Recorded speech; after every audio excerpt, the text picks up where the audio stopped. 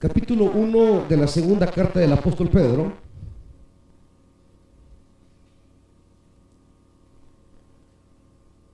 Tomaremos el versículo 10, segunda carta del apóstol Pedro, capítulo 1, versículo 10. ¿Estamos, hermanitos?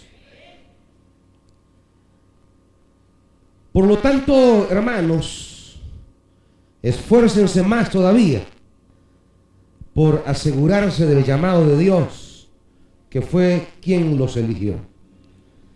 Si hacen estas cosas, no caerán jamás, y se les abrirán de par en par las puertas del reino eterno de nuestro Señor y Salvador Jesucristo.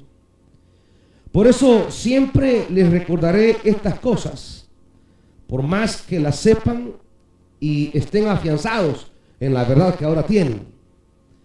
Además, considero que tengo la obligación de refrescarles la memoria mientras viva en esta habitación pasajera que es mi cuerpo. Porque sé que dentro de poco tendré que abandonarlo, según me lo ha manifestado nuestro Señor Jesucristo. También me esforzaré con empeño para que aún después de mi partida ustedes puedan recordar estas cosas en todo tiempo. Cuando les dimos a conocer la venida de nuestro Señor Jesucristo en todo su poder, no estábamos siguiendo sutiles cuentos supersticiosos, sino dando testimonio de la grandeza que vimos con nuestros propios ojos.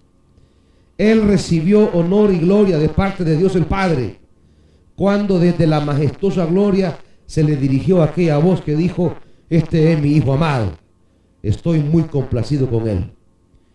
Nosotros mismos oímos esa voz que vino del cielo cuando estábamos con él en el Monte Santo.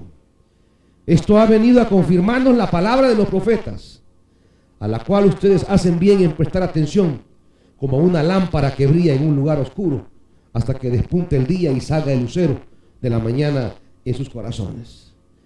Ante todo, tengan muy presente que ninguna profecía de la Escritura surge de la interpretación particular de nadie, porque la profecía no ha tenido su origen en la voluntad humana, sino que los profetas hablaron de parte de Dios, impulsados por el Espíritu Santo. Padre,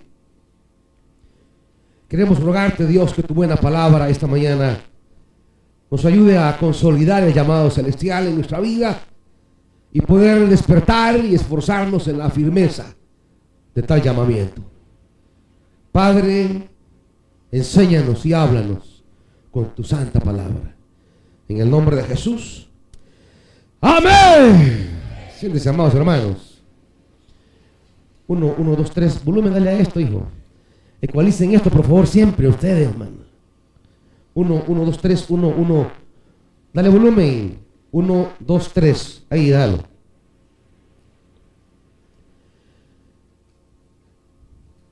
Muy bien. La gente comienza un año y la gente dice: tengo propósitos. Y la gente se confunde. Dice: tengo el propósito de rebajar. No, hombre, si que eso no es propósito, es obligación, hombre. Si usted ama su salud y ama presentarse, es obligación, no es propósito. Tengo el propósito de terminar mi bachillerato. Otro, si no es propósito, eso es su obligación, joven. Esa es su tarea, la parte suya en la vida. Que tengo el propósito ¿de qué más hace propósitos? Llaman propósitos a aquellos que son obligaciones. Aquellos que son responsabilidades, tareas.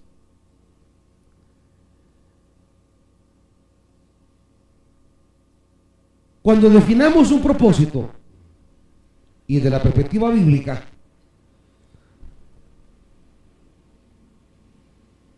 el propósito camina y va de la mano con esa vocación. El propósito lo definimos a partir de cuáles serán las prioridades en nuestra vida. Y más bien lo que debemos definir es cuáles son las cosas de las que jamás debemos apartarnos. Las cosas que no debemos dejar. Aquellas cosas vitales para nuestro presente y mucho más para construir futuro. Y mucho más para hacer camino. Y al definir esas prioridades,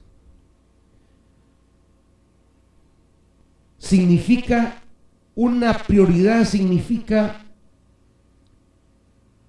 que eso que usted ha definido no va a faltar en su vida nunca. Prioridad significa que ese componente, esa parte es tan vital en su vida que no permitirá que nadie se la arrebate. No dejará que nadie se la quite. Y no dejará que nadie le aparte de eso. Definir prioridades. Las cosas fundamentales para nuestra vida. Aquello que no debe cambiar en nosotros. Aquello que no debemos permitir que nadie nos aparte ni nos aleje. Y son estas prioridades las que yo creo que el creyente debe definir, tener muy claro.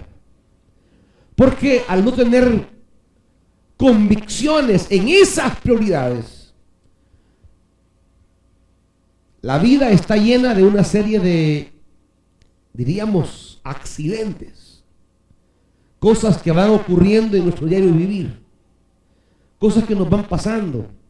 Relaciones que se quiebran. Ofensas que nos hacen. Problemas que nos ocurren. Cosas que no salen como esperábamos. Y en medio de todo esa cantidad de eventos inesperados, llegan a nuestra vida y muchas veces vienen a modificar las cosas que son vitales para nosotros. Vienen a quebrar, a apartar, a alejar de nosotros las prioridades de nuestra vida. Por eso es necesario que estipulemos qué cosas son tan esenciales en nosotros que no vamos a permitir que nada ni nadie nos aparte de esas cosas. Y es ahí donde los creyentes nos perdemos, donde los servidores se pierden, se dejan arrastrar, se dejan llevar, se dejan mover con una facilidad como que no estuviesen tratando con asuntos eternos, como que no hemos sido llamados a movernos en el ámbito de lo celestial. Lo celestial y lo eterno como componente de nuestra vida. Y lo ligado a lo eterno y a lo celestial debería ser prioritario para nosotros.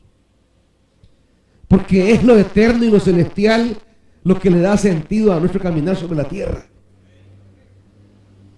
Y esa es, diríamos, la gran preocupación del apóstol Pedro respecto a los creyentes, que con facilidad se dejan mover. Con facilidad dejan que sus fundamentos sean removidos. Con facilidad se apartan de las cosas que son vitales, imperecederas, y que venimos a cambiar por cosas que, aunque las amemos, son perecederas. Relaciones de las que sean, sentimentales, paternales, maternales, de amistad, por muy importante que sea, son perecederas. Un padre no es eterno, un hijo no es eterno. Una novia, mucho menos. Si un mes duran. Relaciones sentimentales.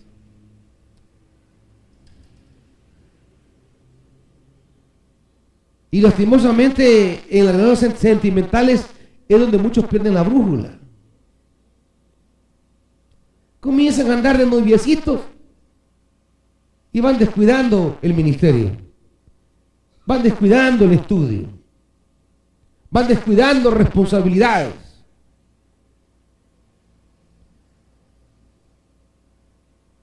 Y no digamos cuando comienzan a dejar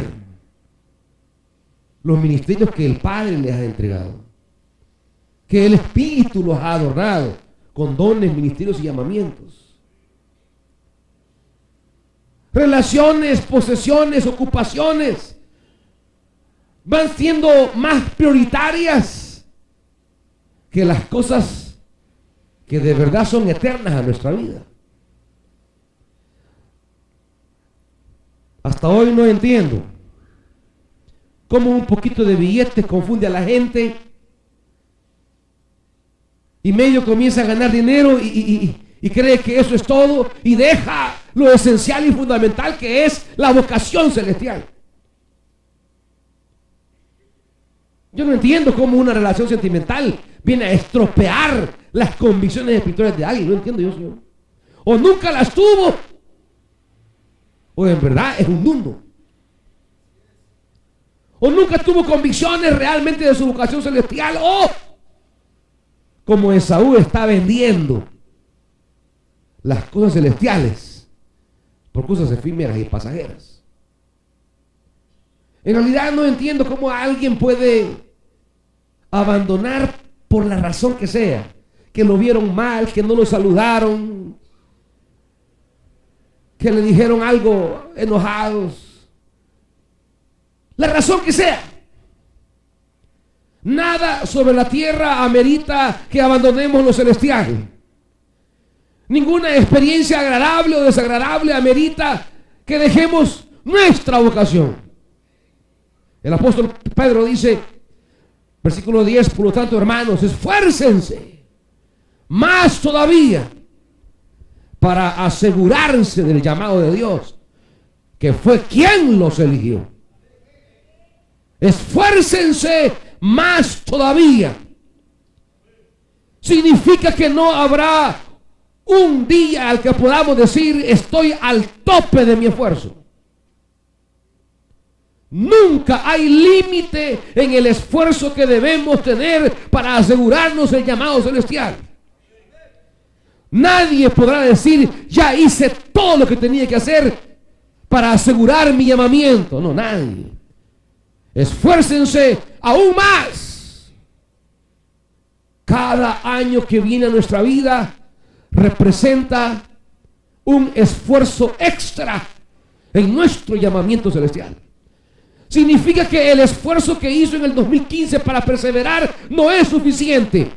Va a necesitar más esfuerzo en el 2016. La persona que cree que el esfuerzo que hizo para perseverar en el camino de Dios en el 2015 le alcanzará en el 2016, no, hermano. Si quiere asegurarse el llamamiento celestial, si quiere asegurarse del llamado de Dios, tiene que esforzarse todavía más. Esfuerzo mayor, esfuerzo constante. Es aquí donde la gente piensa que la vida cristiana es cosa de magia. Que solo le van a poner una mano y ya va a avanzar. Que solo van a orar por él y ya va a caminar. Esto requiere esfuerzo suyo, de nadie más. Yo hago mi esfuerzo por asegurar mi llamamiento celestial, porque no quiero que nadie tome mi corona, como dice Apocalipsis. Es mi llamado, son mis dones, y debo esforzarme para asegurar ese llamado divino. Pero yo no me voy a esforzar por usted. Perseverar en el evangelio requiere que usted se esfuerce. Mientras no asuma la responsabilidad de entender que perseverar en el llamado celestial es su responsabilidad, siempre estará esperando que otros hagan por usted su parte espiritual. Y siempre estará culpando a otros de su dejadez espiritual. Y siempre echará culpa a otro de su enfriamiento espiritual. Y siempre transmitirá a otro la culpa de su pasividad ministerial. Y siempre estará echándole a otro la razón por la que usted le da la espalda a Dios. Caminar en el llamado divino es su responsabilidad. Nadie más. En la vida estamos hechos para encontrarnos en la iglesia con el trigo y con la cizaña. Las dos cosas hay, dice el Evangelio. En la vida humana son las dos cosas que nos vamos a encontrar: trigo y cizaña. No debería asustarnos esto, ni sorprendernos, ni inquietarnos, ni desanimarnos. Al contrario, deberíamos entender que el cristiano camina en medio de todo eso, que le ha sido prometido la asistencia del Espíritu y de la palabra, pero que él debe esforzarse. Tendrá buenas experiencias con el trigo y se sentirá feliz. Y tendrá malas experiencias con la cizaña y se puede sentir desanimado. Pero es su responsabilidad esforzarse. Esforzarse para avanzar en medio de lo que usted encuentre, en medio de lo que a usted le hagan. Seguir a Jesucristo no le ha sido dicho o entregada la idea de que seguir a Jesucristo va a implicar irse en un tobogán bien bonito. Seguir a Jesucristo es avanzar por caminos diferentes. Algunos caminos despejados, otros caminos son rocosos. Hay etapas que avanza con facilidad, hay etapas que cuestan. Hay meses que corre y hay meses que apenas va a poder dar un paso. Hay días que serán bajadas y días que serán cuestas. Hay días que será camino plano, camino de tierra, camino de piedras. Pero es usted quien debe esforzarse. Es usted quien debe asumir la tarea de decir: este año necesito hacer más esfuerzo para perseverar. El 2015 casi me enfrío, casi me aparto, casi me quedo. Ya la palabra del día jueves lo decía.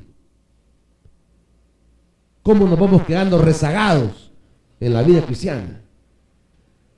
Cómo va avanzando la obra y a veces nos vamos quedando. Allí, cuando sentimos que nos estamos quedando, usted no debe buscar justificaciones para explicar el por qué está quedando. Cuando sienta que está quedando, es cuando tiene que decir: tengo que esforzarme aún más. Tengo que hacer mayores esfuerzos. No basta lo que estoy haciendo, tengo que hacer más. No es justificar cómo nos estamos quedando. ¿Por qué, amados? ¿Por qué? Dice la palabra: por asegurarse del llamado que fue de Dios, que fue quien los eligió. Usted debe tener claro a quién le responde, quién lo escogió, quién lo llamó, quién lo eligió, quién dijo su nombre, a quién le responde usted y su servicio. Asegurarnos del llamado celestial, el llamado de Dios, que fue quien nos eligió. No hay excusa entonces. Que fulano, que sutano, que mengano, que acaso él lo eligió, pues. No hay chance para escondernos en las espaldas de nadie.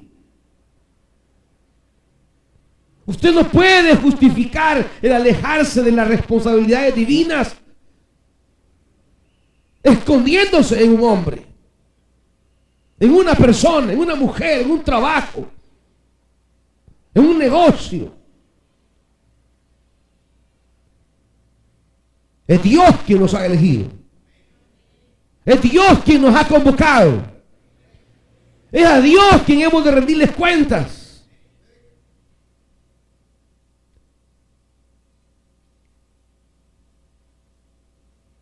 Dice el apóstol Pablo en la segunda carta a los Corintios. La primera carta a los Corintios, perdón.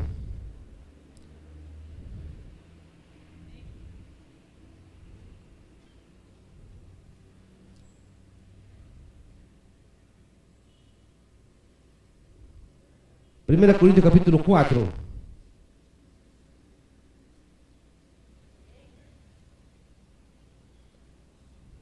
Dice el apóstol Pablo, versículo, leamos desde el 1, que todos nos consideren servidores de Cristo, encargados de administrar los misterios de Dios. Ahora bien, a los que reciben un encargo, como ustedes lo han recibido de Dios, hermanitos, los que reciben un encargo se les exigen que demuestren ser dignos de confianza, que sean fieles, significa eso, que se mantengan firmes, que no echen a perder lo que les ha sido dado. A ustedes se les ha dado encargo, hermano, ministerio, dones de Dios, y no se los he dado yo, se los ha dado el Señor. No se los he repartido yo, se los ha repartido el Espíritu Santo.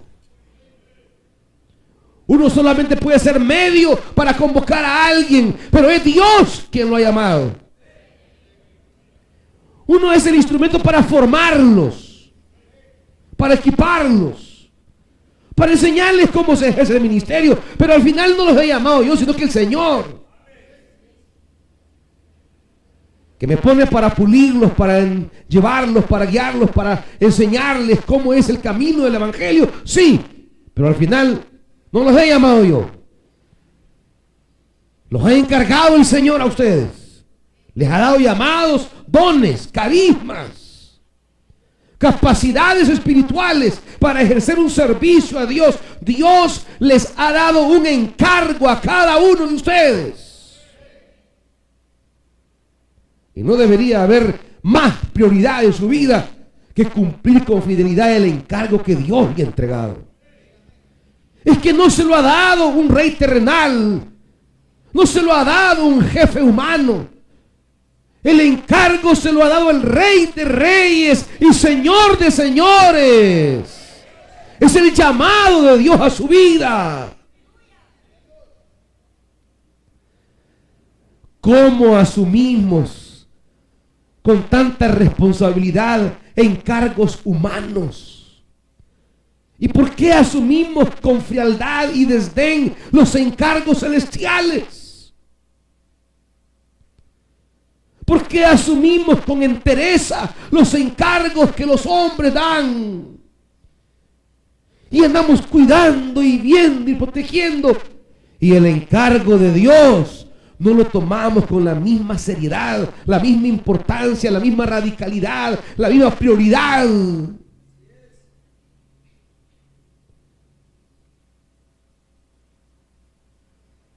Versículo 3.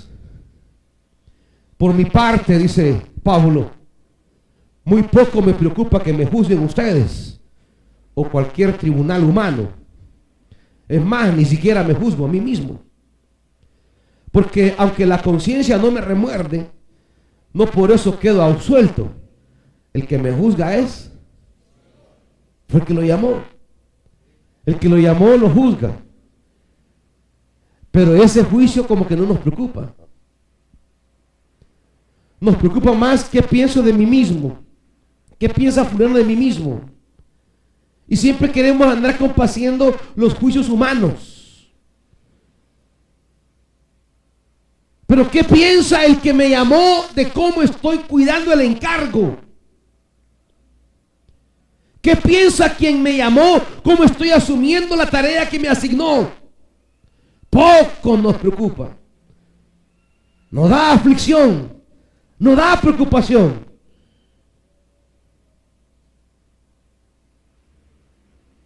5. Por lo tanto, no juzguen nada antes de tiempo. Esperen hasta que venga el Señor. Él sacará a luz lo que está oculto en la oscuridad y pondrá al descubierto las intenciones de cada corazón. Entonces, cada uno recibirá de Dios la alabanza que le corresponde. Cada uno va a recibir de acuerdo a la seriedad con que ha asumido el llamado celestial.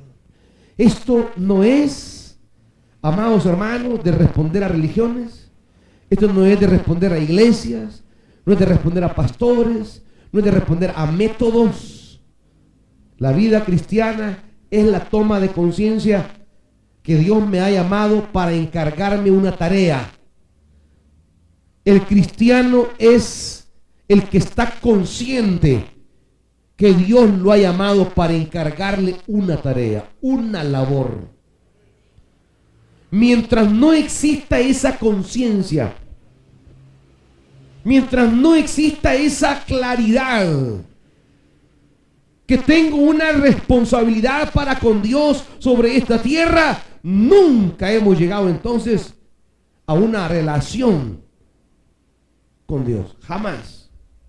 Aunque vaya a la iglesia, aunque sea bautista, centroamericano, profético, asamblea de Dios, lo que quiera hacer, será religioso, como iban aquellos a la sinagoga, por pura costumbre, por pura religiosidad. Pero no habían establecido ninguna iluminación espiritual que les hiciera responsables delante de Dios. Respondían a las normativas de moralidad de la religión, pero no respondían al encargo divino. Respondían al ensamblaje de lo puro y de lo impuro, pero no respondían a las exigencias de Dios. Respondían a lavarse o no lavarse las manos, a tocar o no tocar a un leproso, pero no respondían al llamado divino. No respondían al encargo de Dios. Por eso Jesús no tenía lugar entre ellos, porque Jesús no respondía al esquema de una religión. Él respondía al llamamiento de su Padre. La relación estrecha con su Padre marcaba todo su ánimo en el servicio. El vínculo con aquel que lo envió definía su entrega. No importa que su familia le dijera que estaban locos. No importa que sus mismos discípulos murmuraran. No importa que su misma gente no entendiera su misión. No importa que los fariseos lo estuvieran acosando y acusando. No importa todo lo que le hicieron pasar. El ánimo para entregarse con alegría al encargo de su Padre dependía de saber a quién le respondía. ¿Quién al final le importaba que un día le diera la alabanza que le correspondía? ¿Quién quiero que me glorifique? ¿Quién quiero que me apruebe? ¿De quién quiero tener aceptación? Cuando se nos mete en la cabeza que hemos de trabajar, vivir, existir y servir para recibir la aceptación, el agrado, la alabanza, la aprobación de aquel que nos llamó, muchas cosas van a cambiar. No andaremos con niñerías de que lo que me dijo la gente, lo que no me dijo, que me saludaron, que me habló fuertecito, que me ignoró, que me dejó con la mano, pues serán tonteras. Cuando usted sepa y entiende y asuma que lo que le importa es que el día que esté delante de aquel que lo llamó, lo honre, lo alabe, le reconozca. Eso es al final lo que importa, hermanitos. De allí, gloria humana, ni se preocupe de eso. Aceptación, ni se preocupe de eso. Es más, que ninguna gloria humana le robe la gloria divina. Que no trabajemos para andar buscando un premio humano. Dios guarde, siento a veces que cualquier reconocimiento humano sería como quitarnos un pedazo de lo que Dios nos dará aquel día.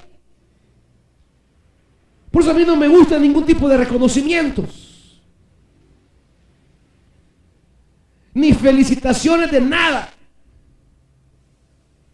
¿Qué diga el pastor? ¿Qué diga el pastor? ¿Y eso qué es? Diga el pastor, esas son las tonteras que inventa la religión. Pastor, lo felicito por su trabajo. No quiero que me feliciten, le digo. No me roben nada de lo que Él quiero que me felicite. Que una placa de reconocimiento, no, yo no quiero ninguna placa de nada.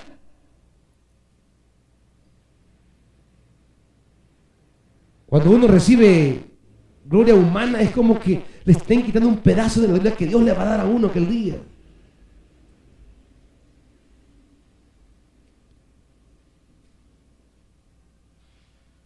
No podemos trabajar para recibir gloria humana. Tenemos que trabajar únicamente para que aquel día el que nos llamó nos reconozca. Para que el que nos convocó nos dé su aprobación. Porque la aprobación del que nos llamó será completa, perfecta y gloriosa. No sirva para ser aprobado por los hombres. No sirva para querer ganarse la alabanza humana. No trabaje en la obra para querer alcanzar aprobación humana. Trabaje para ese día glorioso, cuando venga el Señor, dice. No trabajemos por un título al final del año, ni por un ascenso eclesial. Trabajemos para que Él nos apruebe. Por eso dice Lucas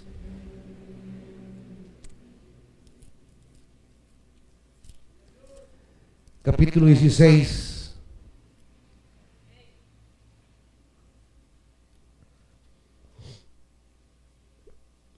versículo 15.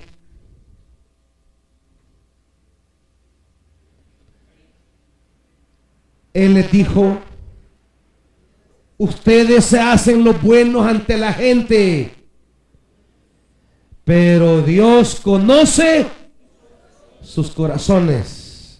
Dense cuenta de que aquello que la gente tiene en gran estima es detestable delante de Dios. El juicio de los hombres no es el que nos interesa. Los hombres pueden estar aprobando lo que Dios desaprueba y pueden estar desaprobando lo que Dios aprueba. No podemos trabajar para agradar a la gente, ni para agradarnos a nosotros mismos. Tenemos que trabajar para agradar a aquel que nos llamó. Por eso volvemos a Pedro. Esfuércense todavía más por asegurarse del llamado de Dios, que fue quien los eligió. Tener claro cuál es el origen de mi vida espiritual, cuál es el origen de mi llamado.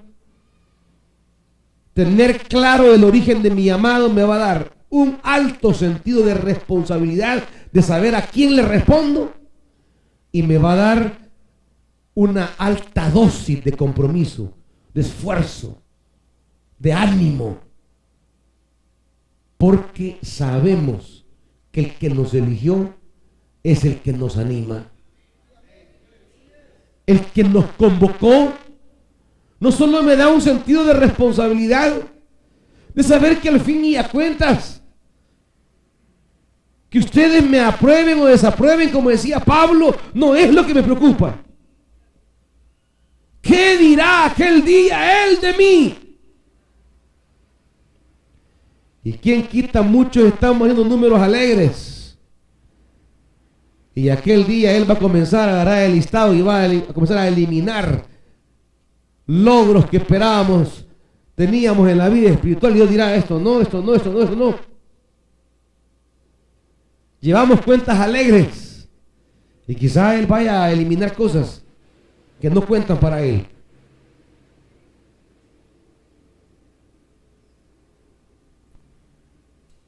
Pero no solamente nos da un sentido de responsabilidad, sino de animación en la vida cristiana.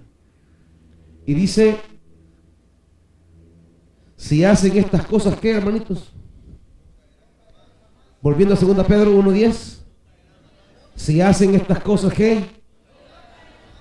Quiere decir que estamos propensos a ¿qué? Mire que el que está firme, dice Pablo, mire que no caiga.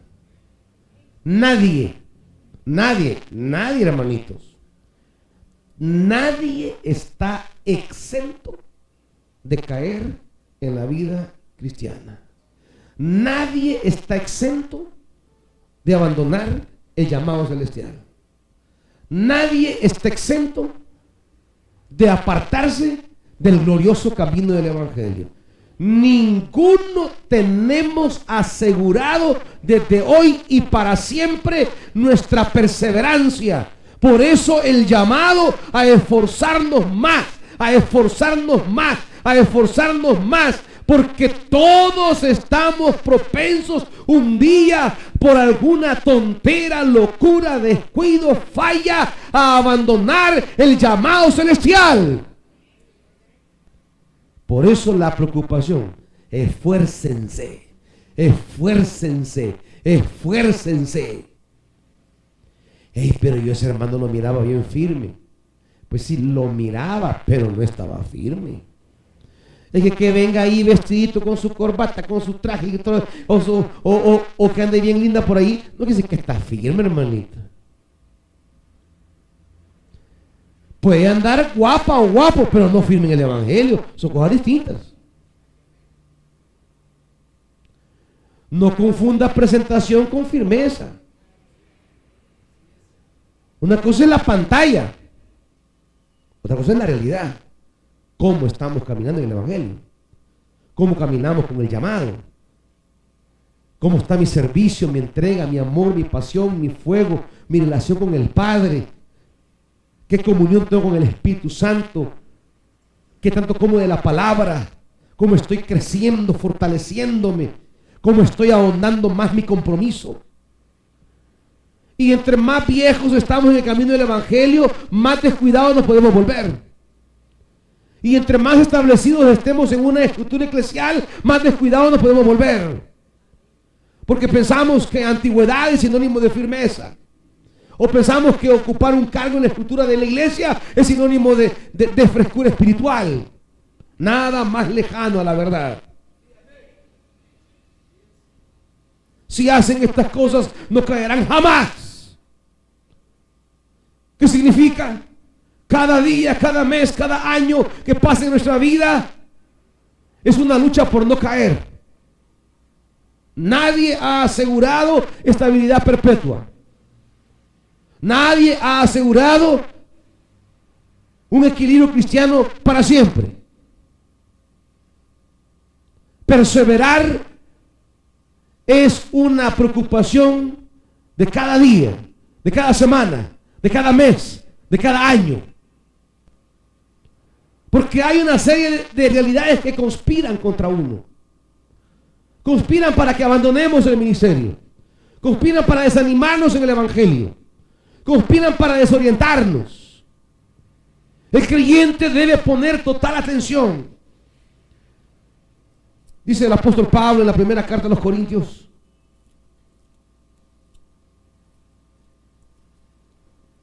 En el capítulo 9.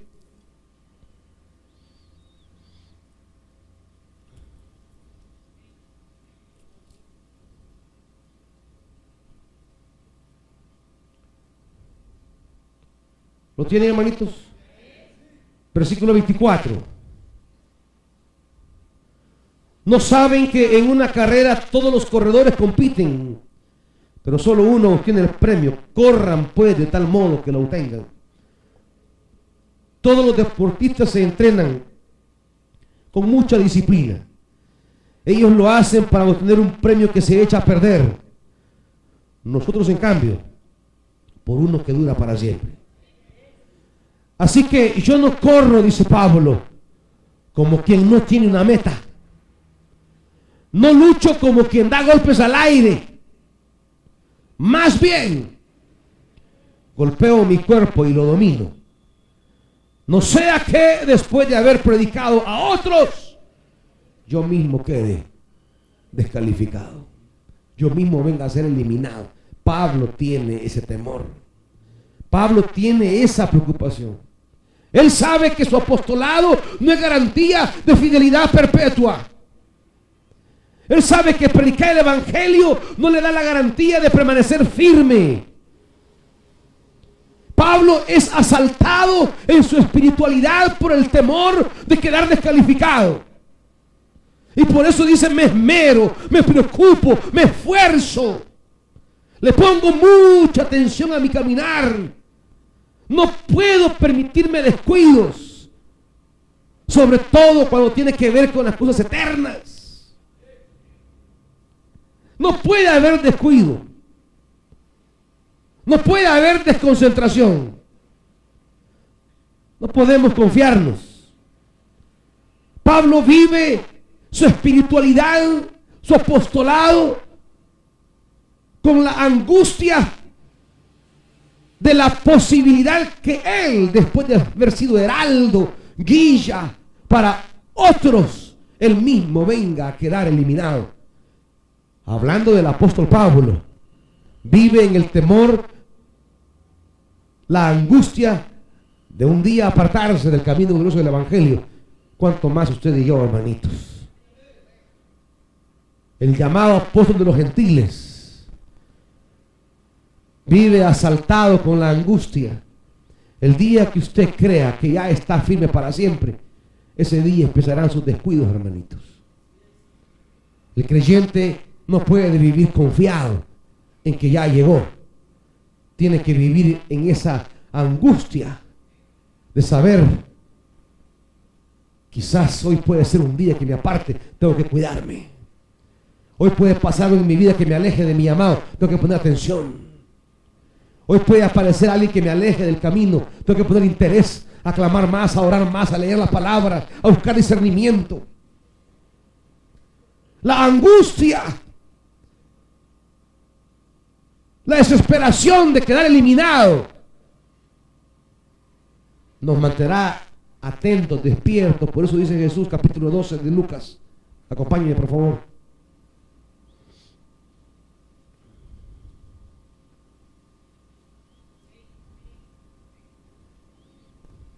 Capítulo 12 de Lucas,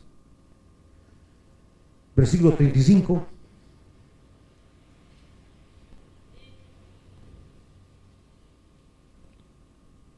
$12:35 de Lucas, ¿lo tienen, hermano? Manténganse, ¿qué? Listo, dice la NBI. ¿La Reina Valera? Ceñidos vuestros lomos. Manténganse listos con la ropa bien ajustada y la luz.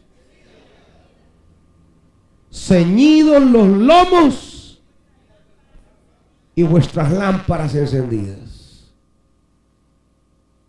Esté listo, preparado. No puede dormirse, no puede acomodarse. No nos podemos acomodar en esto, hermanitos. El creyente que se relaja, se acomoda, se descuida, va a terminar perdiendo el glorioso encargo que Dios le ha entregado. A usted no le ha sido dada una membresía, ni una identidad religiosa. Le ha sido dado un encargo de parte de Dios. Cuando Dios lo llamó a su reino, le encargó algo, le entregó algo. Y debe responder a Dios por eso. Y no puede acomodarse, no puede dormirse. Estén listos, la ropa bien puesta y lámparas encendidas. Pero las lámparas de algunos están apagando. Y se han apagado otras lámparas. Esto de la lámpara encendida es un tema importante en la cumbre, porque lo es en el comienzo de Samuel. Antes que la lámpara de Dios fuese apagada,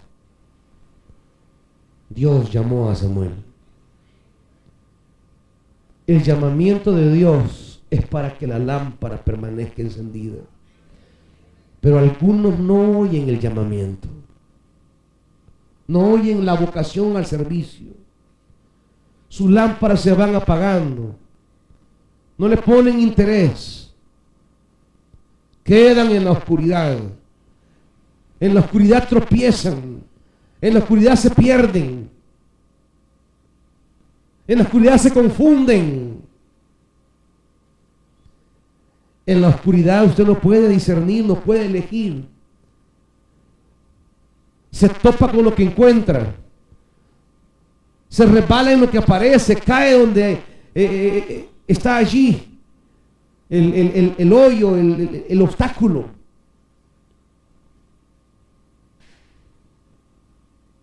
¿Cómo está la lámpara suya? ¿Cómo está el aceite de su lámpara? Ya conocen la parábola de las 10 vírgenes.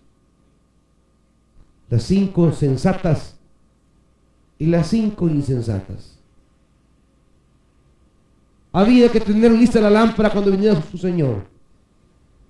Pero siempre hay la frase, otro rato, ya voy a comenzar a servir. Espéreme, otro mes. Ya voy a comenzar. Vamos posponiendo el llamamiento celestial. Cuando el Señor venga, no va a hallar ni qué camino tomar.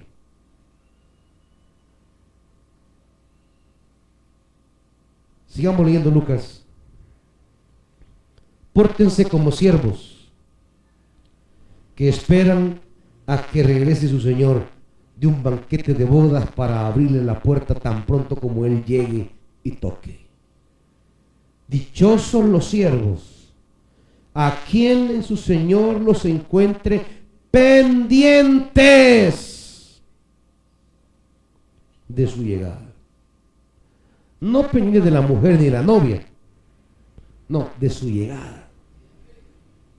Atentos, pendientes. Ya vendrá mi Señor. No puedo dormirme, no puedo confiarme. Créanme que se ajustará la ropa, hará que los siervos se sienten a la mesa y Él mismo se pondrá a servirles. Los que están pendientes, atentos, los que no se van a dormir, los que no se confían. Sí, dichosos aquellos siervos a quienes su Señor encuentre preparados, aunque llegue a la medianoche o de madrugada. Pero entiendan esto: si un dueño de casa supiera a qué hora va a llegar el ladrón, estaría pendiente para no dejarlo forzar la entrada.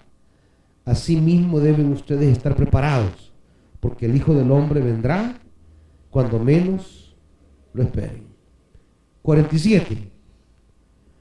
El siervo que conoce la voluntad de su Señor y no se prepara para cumplirla, recibirá muchos golpes.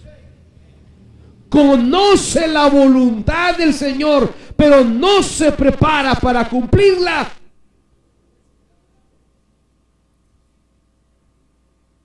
no me venga con el cuento, ya soy salvo, puedo esperar mi corona. No, no. ¿Dónde está su ministerio? ¿Cuál es su servicio? ¿Cuál es el trabajo que usted le da a Dios? ¿Cómo cuida el encargo que le ha sido entregado? Porque si el Señor le ha hablado y le ha enseñado su verdad y usted la va posponiendo, lo que va a recibir son golpes. ¿Se va a salvar? Sí, es por la gracia de Dios, pero va a entrar penqueado, hermanito. ¿Me entiende? Va a entrar, sí va a entrar, pero penqueado. A diferencia de aquel que se va a levantar y le va a servir.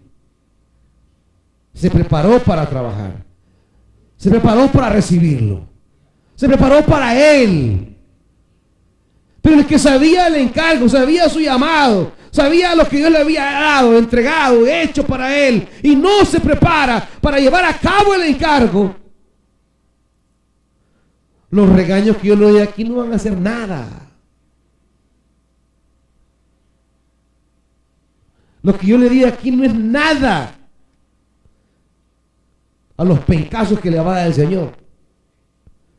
Recibirá muchos golpes. Y a saber si nos va a pedir que le ayudemos a golpearlo, hermanito. Yo le diré, aquí estoy, Señor. ¿En qué te ayudo? ¿A quién penqueamos? ¿Van a entrar? Sí. Pero les van a aplicar un 36 pausado antes. Vaya, ángeles, cuenten. Recibirá muchos golpes. En cambio, el que no la conoce y hace algo que merezca castigo, recibirá pocos golpes. No se va a salvar. No se va a librar de los golpes. Señor, yo nunca me di cuenta que me había llamado a ser predicador. Jamás me di cuenta. No va a ser excusa para no ser golpeado. No, como no. Menos. Poco golpe. Pero lo van a penquear, hermanito. Señor, yo no supe que me había llamado a ser maestro para niños. No sabía que me había llamado para que diera a mi casa para predicar.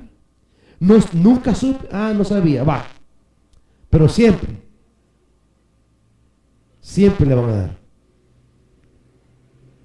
A todo el que se le ha dado mucho, se le exigirá mucho. Y al que se le ha confiado mucho, se le pedirá aún más. Ay de nosotros los que hemos recibido más, hermanitos.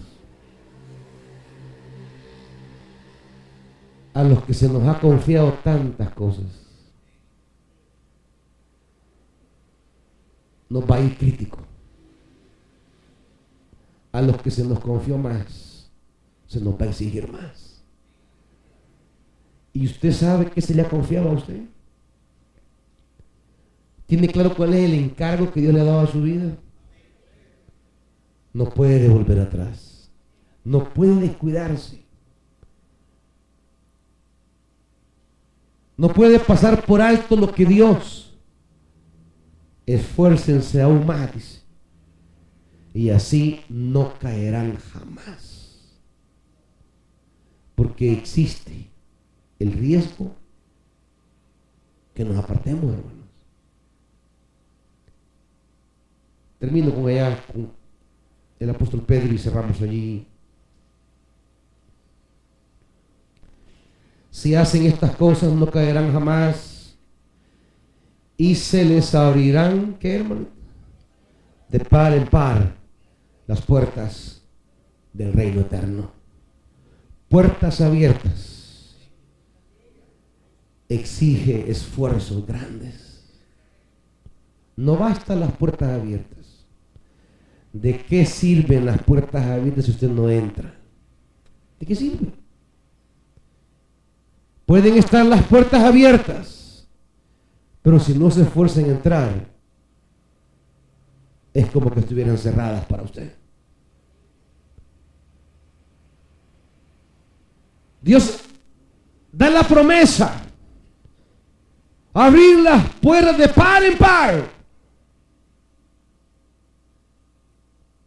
pero hay que esforzarse. Y eso es lo que el apóstol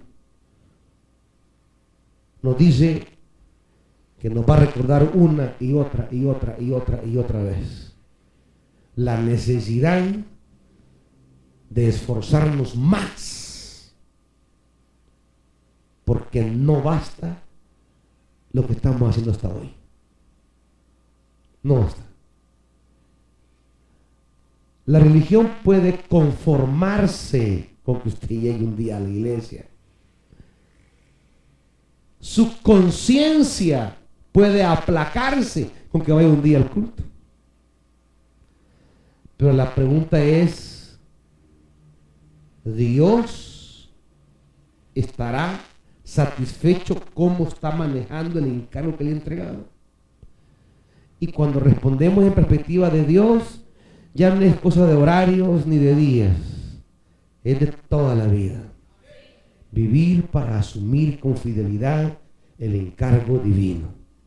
Pónganse de pie, amados hermanos.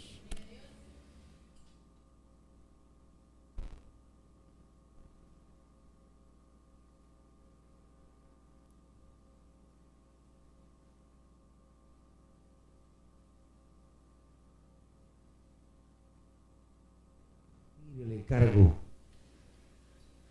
que Él le ha entregado.